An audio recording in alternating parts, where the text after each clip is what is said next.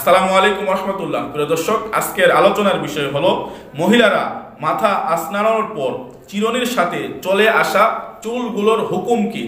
প্রিয় দর্শক, অনেক সময় দেখা যায় মহিলারা এই চিরুনি দ্বারা তাদের মাথা কাড়ে, চুল আশ্রায়। এখন দেখা যায় ওই চিরুনির সাথে চুল চিরে আসছে বা চুল উঠে আসছে। এখন মহিলারা সেই চুলগুলাকে একত্রিত করে কোনো ফেরিয়ালা আসলে তাদেরকে টাকার বিনিময় বা কোনো জিনিসের বিনিময় সেগুলোকে বিক্রি করে দেয়। এখন জানার বিষয় হলো তাদের এই কাজ করা কি শরীয়ত সম্মত হয়েছে, এটা কি জায়েজ আছে না না জায়েজ। প্রিয় দর্শক, এই প্রশ্নের সঠিক সমাধান হলো যে মানুষের চুল ক্রয় বিক্রয় করা এটা নাজায়েজ এবং হারাম। এবং শুধু চুল নয়, চুল বলেন এবং মানুষের যে কোনো অঙ্গ প্রত্যঙ্গ বলেন, প্রত্যেকটা জিনিসেই এই বিনিময় যোগ্য নয়। এগুলা শরীয়তের মধ্যে হারাম এবং নাজায়েজ।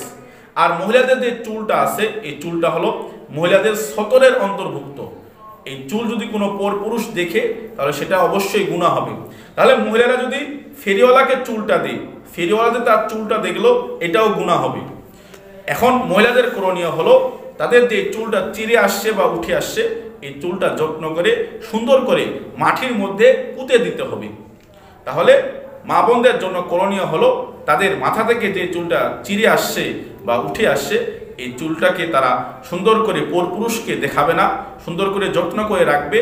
এরপরে ওই চুলটাকে তারা মাটির মধ্যে পুঁতে দিবে।